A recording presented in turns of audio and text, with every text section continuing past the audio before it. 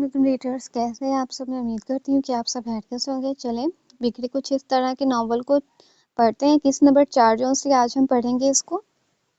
मुराद की आंख दोपहर 4 बजे खुली। वो बहुत गहरी नींद सोया हुआ था, जिसकी वजह से आयशा बेगम ने सबको इसे तकलीफ देने से मना कर दिया। वो 4 बजे उठा तो टाइम देखकर हैरान रह गया। उफ मेरे खुदाया, मैंने तो आज गाँव जाना था, वो जल्दी से उठता हुआ बोला। अचानक किसी ने इसके कमरे पर दस्तक दी तो मुराद ने इसे अंदर आने का हुक्म दे दिया। आयशा बेगम अंदर दाखिल हुई तो उन्होंने मुराद को बताया कि इन्हें और घर वालों को किसी सिलसिले में दूसरे गांव जाना है, तुम्हारे दादा के पास। मैंने इनसे बात की थी कि तुम भी हमारे साथ चलोगे, लेकिन वो कह रहे हैं कि मुराद को यहाँ पर ही रहने दो, क्योंकि वो सफ़र और शादी की थकावट से थक गया होगा। इससे अपनी थकावट दूर करने दो। अगर तुम चलना चाहो मुराद तो चल भी सकते हो। नहीं मामा, मैं नहीं जाना चाहता, आप लोग चले जाएं, वो आंखों को मसलता हुआ बोला। इसे दादा से भी जरूरी काम था गांव में। चलो ठीक है, जल्दी से तैयार होकर नीचे आकर खाना खा लो, वो कहती हुई दरवाजे की तरफ चल दी। मुराद को अपना गांव जाना नामुमकिन लग रहा था, सो वो सर हिलाकर रह गया। इसने कल जाने का फैसला कर लिया। अब वैसे भी इसे देर हो ही गई थी। इसे खुद भी यकीन नहीं आ रहा था कि वो कैसे इतनी चैन की नींद सो सकता है। वो जल्दी से बिस्तर से उठता हुआ आईने की तरफ गया। वो आईने में खुद को देखकर मुस्कुरा रहा था। एक और दिन सही मेरे दिल की रानी तुम्हारे बगैर। मुराद सीढ़ियों से नीचे उतरता हुआ आमना बाजी को खाने का ऑर्डर दे चुका था। आमना बाजी किचन की तरफ बढ़ ही रही थी कि आयशा बेगम की आवाज़ ने इन्हें रोक लिया था, तो वो इनकी बात सुनने लगी। अंतहा को कहीं मुराद को खाना दे दी। आप मेरे साथ आएं, मुझे अपना कुछ काम करवाना है। जी जी, मैं इंतहा को कहती हूँ वो नवाब साहब को खाना दे दे। वो इंतहा को काम का कहने चली गई। मुराद इन सारी बातों में खामोश रही। इसे इन बातों में कोई दिलचस्पी नहीं थी। वो टेबल पर बैठा इन दोनों औरतों की बातों को दिलचस्पी दिए बगैर अपने फोन में मगन हो गया। क्या मैं मुराद खान को खाना दूं? आप दीदी, मैं ही क्यों? इंतहा चला उठी। मुझे बेगम साहिबा ने अपने काम के लिए बुलाया है। चलो नवाब साहब को खाना दो महारानी साहिबा। आमना बाजी इंतहा पर गुस्सा होती हुई बोली। जहर मिला दूं कि मैं इस मुराद खान के खाने में? इसने आमना बाजी को धमकी। बकवास न करो और चलो। वो इनके साथ चल दी ना चाहते हुए भी। पूरी हवेली में मैं ही मिली थी इसे खाना देने के लिए। दिल तो कर रहा है जहर मिला ही दूं। वो किचन में खाने की ट्रे उठाए मुराद खान के सामने जाने को तैयार थी। इसका हलक खुश्क हो रहा था। मौत बाहर इसका इंतजार कर रही थी। मुराद टेबल पे बैठा मोबाइल में मगन था जब अंतहा ने ट्रे मुराद के सामने रखी। आपका खाना, वो घबराकर बोली। इसने अपना सर और नज़र इतनी झुकाई हुई थी कि मुराद की नज़र इसके चेहरे पर न पड़े। वो मैं मुराद ने मोबाइल की तरफ से नज़र हटाकर इंतहा की तरफ देखा। वो पलके जब खाना भूल गया था। वो लड़की उसके सामने खड़ी थी जिसने 6 साल से इसे कैद कर रखा था। वो लड़की कोई और नहीं अंतहा थी। वो हर बार की तरह इसके चेहरे में खो जाता था। तुम यहाँ? मुराद की ये बात इसके कानों में गई। वही हो रहा था जिसका इंतहा को डर था। जी जी, इसने घबराते हुए अपनी आंखों को उठाया तो आंखें मुराद की आंखों से जा टकराईं। मुराद हर बार की तरह इसकी आंखों में कैद हो जाता था और इस बात का इतराफ वो खुद भी करता था। तुम कौन हो? वो होश की दुनिया में वापस आता हुआ बोला। जी वो मैं वो वो अधूरे लफ्जों में वो मुश्किल बोल पाई। कौन? यहाँ पहले तो नहीं देखा, वो तहम्मुल से बोला। इसे इसके नाम की बिल्कुल समझ नहीं आई थी।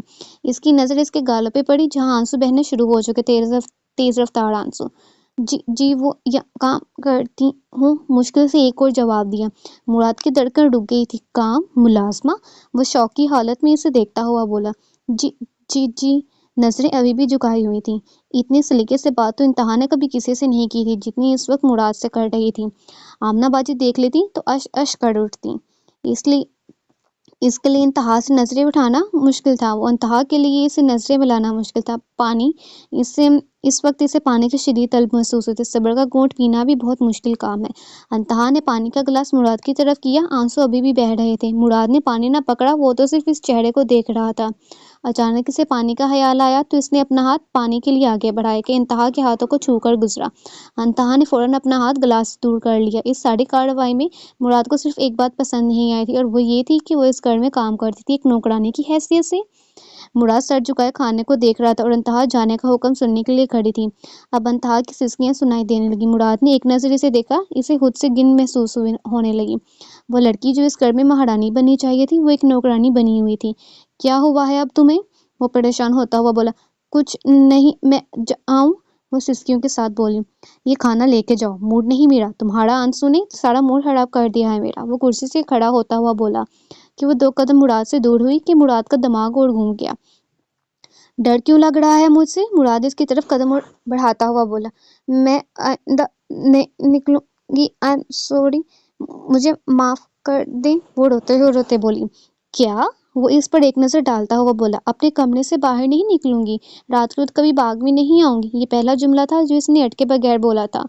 तो वो तुम थी जो रात के वक्त बाग में निकलती थी। मुराद अपनी उंगलियां माथे पे मसलता हुआ बोला, जी वो बस गलती हो गई। आंसू अब खुश्क हो रहे थे इसके गालों पर। अब ये खाना लेकर जाओ और बाद में मेरे कमरे में आना, हुक्म देता हुआ अपने कदम अपने कमरे की तरफ ले गया। जी क्यों? आंसू फिर से बहना शुरू हो चुके थे। जितना कहा है उतना करो, वो कहता हुआ सीढ़ियां चढ़ने लगा। आना तो तुम्हें इसी कमरे में है, चाहे जो मर्जी हो जाए। वो दिल ही दिल में सोचता हुआ अपने कदम ऊपर की जानिब ले जा रहा था और वो इंतहा खामोश कड़ी से ऊपर जाती देख रही थी। अगर इस वक्त आमना बाजी इंतहा को इस हालत में देख लेती तो मुराद को इसके पहरे पर हमेशा के लिए तैनात कर देती। वो भी कमरे में टहल रहा था कि अचानक किसी चीज के टूटने की आवाज कमरे में गूंजी। वो शीशे के सामने खड़ा अपने दिल पर हाथ रखे खुद को पुरसुकून कर रहा था। वो मेरी होने वाली बीवी इस हवेली में एक नौकरानी की हैसियत से, ऐ मेरे खुदाया, ये क्या हो रहा है? वो मेरे घर तो है, मगर मेरे घर में एक नौकरानी की हैसियत से कब से और क्यों? वो इसी घर में क्यों? ऐ मेरे रब, मुझे सब्र दे। सच में बहुत मांगा है इसको, जैसे मेरे सामने लाया है वैसे ही मेरा कर दे। हर दुआ में इसे मांगा है। मुझे इसे नवाज दे, मुझे अपने लिए लड़ने की हिम्मत दे, इसका साथ दे। मुझे उम्मीद है जैसे आपने मुझे कभी मायूस नहीं किया, अब भी नहीं करेंगे। सच में बहुत मांगा इसे, मेरी तकदीर में लिखते हैं इसे। वो आईने के सामने खड़ा अपने दिल पर हाथ रखे दुआएं मांग रहा था। इसके दिल की सांसें रुक जाती थी इस लड़की के लिए। क्या करेंगे, क्यों बुलाया? अल्लाह जी प्लीज बचा लें, खुद को हिम्मत देती हुई दिल ही दिल में बोली। वो सीढ़ियां चढ़ते हुए इसके कमरे तक जा रही थी और वहां मुरादान इसके इंतजार में खड़ा थक चुका था। वो अभी तक क्यों नहीं आई? मुराद सर पकड़ता हुआ बोला। अचानक से दरवाजे पर किसी की दस्तक की आवाज सुनाई दी। अंदर आ जाओ। इसकी आवाज अंतहा के कानों से टकराई कि अंतहा फौरन से अंदर दाखिल हो गई। इतनी देर बाद क्यों आई? अब भी ना आती? वो काम कर रही थी। कामती आवाज में इसने जवाब दिया, दरवाजा बंद करो। मुराद ने इस पर से नजरें हटाते हुए एक हुक्म जारी किया था कि इसने फौरन से इसे दरवाजा बंद कर दिया। दरवाजा बंद हो चुका था। अब सिर्फ कमरे में मुरादान और अंतहा सरफराज के वजूद के अलावा कुछ ना था। किसी के साथ तुम्हारा चक्कर चल रहा है क्या? मुराद को इसकी रात वाली हरकतों से तो यही लग रहा था। नहीं, बस कभी जाती हूँ टहलने, इंतहा ने सहमते हुए जवाब दिया। वो इसके जवाब पर मुस्कुराया।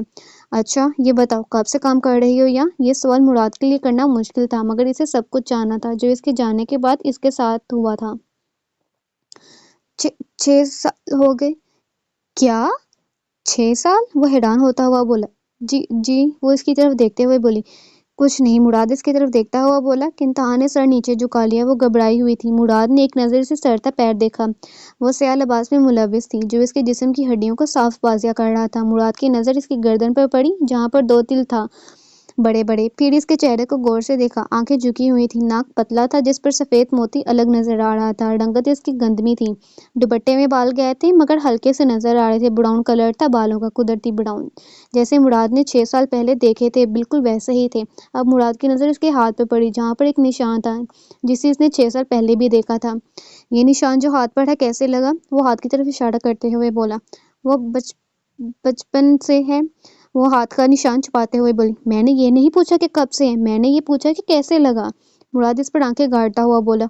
वह खिलते हुए लग गई थी, टूटे लफ्जों में इसने जवाब दिया।